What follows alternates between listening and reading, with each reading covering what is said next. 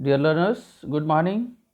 Today, in this video lesson, we are going to learn about Indian economy on the eve of independence. Our special emphasis on occupation and infrastructure on the eve of independence. So, when we are looking back from today, it comes to our mind that our present economy is not what it was in the colonial rule. It means the roots of the current economy lies in the British colonial economy. As we got independence on 15th August 1947, on those days our occupational structure, our infrastructure was not in such a good condition. So first let's get an idea of our Indian economy at the time of independence. What was its status? So on the eve of independence, when we got independence, our level of economic development was low. Agriculture development was very less. It means agriculturally we are backward. Industry was stagnant. Foreign trade was not favorable to India. Demographic condition was adverse. And now coming to the occupational structure, even most of the people were dependent upon agriculture, and whatever occupational development was there, regionally it was not same all throughout. It means regional variations were there. And the last point is the infrastructure. In this video lesson, we are going to specially discuss on the last two, that is occupational structure and infrastructure. So, dear students, so what is occupational structure? We have a certain population, and from among these people, few are employed in agriculture, few are employed in industries or manufacturing sector, and few are in the service sector. So occupational structure, when we are talking of, how is our workforce is distributed in different sectors of the economy. Again I am repeating. So when we are talking of occupational structure, how is our workforce distributed in different sectors? In the agriculture sector, called the primary sector, the manufacturing called sector, called the secondary sector, the tertiary sector, called the service sector. So when we are looking at the basic structure of our occupation during independence, it speaks that our people were mostly engaged in agriculture sector. So it had a predominance of a primary sector. Around 75% of our population were engaged in agriculture, and the manufacturing and service sector accounted for around 25%. Again, there is another peculiar feature, that there was a very high regional variation in the occupational structure. If we look at the then presidencies, Madras presidency, under which Andhra Pradesh, Kerala, Karnataka, Tamil Nadu were there, here more and more people started moving out from agriculture to the other sectors. It means the dependence on agriculture sector was very drastically falling in the states like Andhra Pradesh, Kerala, Karnataka, Tamil Nadu, whereas the dependence on agriculture increased in the states like Odisha, Rajasthan, Punjab. So this reveals that there was a regional variation in the distribution of workforce in the different sectors of our economy. let's have a look at the datas. Here we have a table and a pie chart where it is shown that how our workforce was distributed in different sectors. Here if you look at, agriculture accounted for around 72.1% of the total workforce. Industry, around 10.7% of the workforce were employed in the industrial sector, in the secondary sector, and service sector 17.2%. So if you look at this pie chart, the pink shaded area reveals the dependence on agriculture, which is almost 72%, and the largest share goes to agriculture or the primary sector, and the second share of this pie chart goes to service sector, that is 17 sector percentage around, and the third share goes to the industry sector. So in this way, if we review again the occupational structure, our most of the workforce was employed in agriculture, and the second employment giving sector was service sector, and third one is industry sector. As our industry sector was not that developed, that is the reason we had a huge workforce dependent upon agriculture. Now let's move on to the infrastructure part. Under the British rule, the basic infrastructure, when like railway, ports, water transport, communications like postal, telegraph, it started developing under the British rule. So when we are talking of infrastructure, what is infrastructure? So when infrastructure refers to those basic facilities that helps in our economic activities, they are called the infrastructures, like road, railway, ports, water transport systems, communication systems like postal, telegraph. Now the state of infrastructure as we have inherited from the British rule,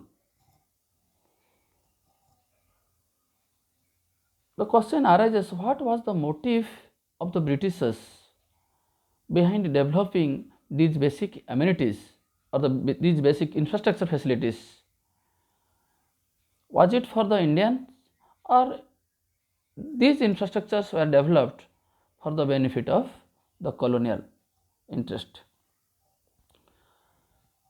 So this entire scenario reveals that the Britishers did not develop or provide these amenities for the sake of the Indian people, rather to serve the various colonial interests of the Britishers. So let's come to know about the different states of infrastructure. So first part we are going to know about, that is road infrastructure. So the British government could not accomplish much on building roads due to shortage of funds, and there were roads, but all weather roads were not in sufficiency. So there was always a shortage of all weather roads to reach to the rural areas during the rainy season. So why these roads were developed?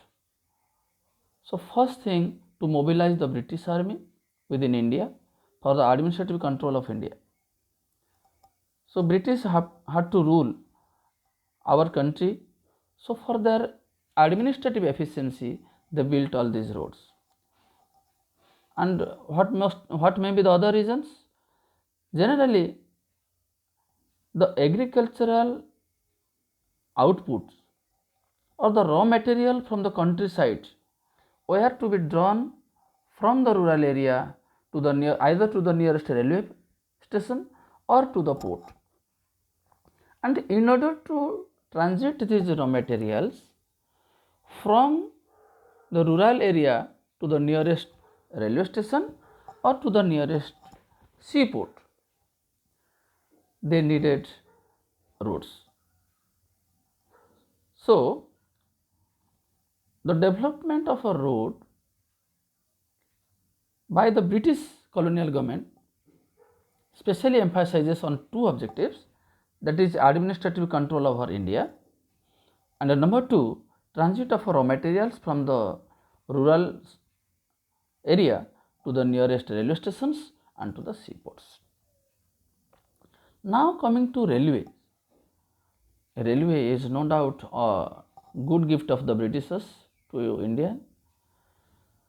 So when the Britishers started the railway, introduced to railway in India in the year 1850. But the first railway or the first train that ran in our country was in the year 1854. After construction of a railway bridge between Bombay and Thane. It is the most important contribution of British government which helped us in many ways. So how it impacted our life? Number one, it enabled people to undertake long distance travels. So trains now also we people are moving throughout the country with the help of train, although there is a good developed infrastructure for airways and other ways, still then a railway is most suitable for us for many reasons. So it enables us to undertake long distance travels, and it has broken the geographical barriers and the cultural barriers that existed with us before. And second point, trains can transport huge quantum of goods. So it fosters commercialization of agriculture, and it adversely affected the self-sufficiency of Indian economy. And third benefit that we got, it promoted foreign trade of India. So again we are summarizing the impacts of the Indian railway, that it enabled people to undertake long distance travel, and thereby it broke the geographical and cultural barrier between the different parts of the country. It fostered commercialization of agriculture. It means it adversely affected the self-sufficiency of the Indian economy, and it promoted foreign trade of India. Now here you can, on this slide you can see the first railway bridge was constructed in the year completed in the year 1854, and it enabled the trains to pass from Bombay to Thane. After the railway transport, let's come to other modes of transportations, that is air and water transport. The British government took measures for developing inland trade and sea lanes, but the way these things were developed, they were not satisfactory. So Indian waterway generally are of two types. One is on the seas and other is on the rivers and the canals within the country. So the inland waterways proved uneconomical, as in the case of the coastal canals in Orissa coast. Orissa is the only state where coastal canals were developed, and these coastal canals were used for inland transportation, but this proved very uneconomical. In India, experimental flights were undertaken in 1911, but in 1920 when government constructed some aerodromes, it became successful. But if we summarize the air transport and the water transport, the progress was not that satisfactory, or it was very slow. In this page you may see the Tata Airlines, and it was a division of Tata and Sons. It was established in the year 1932. So the current day's aviation sector goes back to such giants who then supported the transport system of our country. So now we have read, till now we have read road transport, railway transport, air and water transport. These are the these are one part of the infrastructure that was developed under the British, and the second part was the communication system. The communication system, and if we think of the communication system, the communication systems were not that good.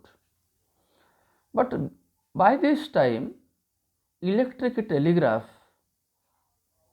was introduced in India, and this electric telegraph was introduced in the year 1851, and telephone services were introduced in the year 1881. And before the introduction of this telegraph and telephone services, there was postal services introduced in the year 1837, and railway mail service was introduced in the year 1907, and air mail service introduced in the year 1911, when we started our aviation sector. So here we are talking of communications. So we had different communication systems like the postal services, telegraph services, telephone services.